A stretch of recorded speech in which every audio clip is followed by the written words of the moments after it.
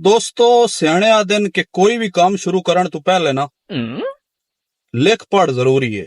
ਮੁੱਕ ਮੁਕਾ ਕੀਤੇ ਹੋਏ ਹੋਵੇ ਨਾ ਰੋਲੇ ਨਹੀਂ ਬਣਦੇ। ਨਸੀਬੋ ਆਦੀ ਹੈ ਕਿ ਅੱਖੀਆਂ ਮਿਲਾਵਾਂਗੀ ਤੇ ਕੀ ਦੇਵੇਂਗਾ। ਬਿਲਕੁਲ ਡਾਕਟਰ ਸਾਹਿਬ ਇਸ ਤਰ੍ਹਾਂ ਗੱਲ ਉਹਨੇ ਬਹੁਤ ਖੂਬਸੂਰਤ ਗੱਲ ਕੀਤੀ। ਵੇਖੋ ਨਾ ਮਤਲਬ ਉਹ ਤਾਂ ਰਿਸਕ ਲੈ ਸਕਦੀ ਹੈ ਨਾ, ਉਹਦਾ ਤਾਂ ਕੰਮ ਹੀ ਨੈਟ ਕੈਸ਼ ਦਾ। ਬਿਲਕੁਲ ਡਾਕਟਰ ਸਾਹਿਬ ਉਹ ਤਾਂ ਰਿਸਕ ਲੈ ਸਕਦੀ ਹੈ ਲੇਕਿਨ ਉਸ ਨਹੀਂ ਲਿਆ। ਉਸ ਪਹਿਲੇ ਮੁੱਕ ਮੁਕਾ ਕੀਤਾ ਹੈ ਕਿ ਅੱਖੀਆਂ ਮਿਲਾਵਾਂਗੀ ਤੇ ਕੀ ਦੇਵੇਂਗਾ, ਨੇੜੇ ਤੇਰੇ ਆਵਾਂਗੀ ਤੇ ਕੀ ਦੇਵੇਂਗਾ। बहुत खूबसूरत थी उस डॉक्टर साहब का हद मुका देती है। ठीक है। और अगली मलक की गल वेखनी है कि सीने तेन लावांगी तो की देवेंगा।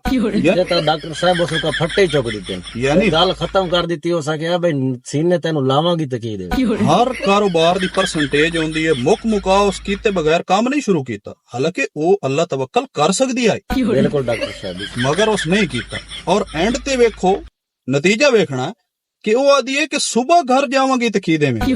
बहुत खूबसूरत गल की थी। ठीक है ना, यानी नाइट शिफ्ट हो गई ना, पूरी रात दी वर्किंग है, ओदा पे आउट भी तो ज्यादा होना ना। बिल्कुल डॉक्टर तो यार अगर नसीबो लिख पढ़ तू बगैर मेरे नाल मोकला सोनिया मुक मुका तू बगैर नसीबो नहीं शुरू कीता, हालांकि ओदा तो काम ही नेट कैश दा। ते यार तुसी अगर ये पहले लिख लिखा कर लिया करो, मुक मुका कर लिया करो तो तुहाडे रोला ही ना बन सन।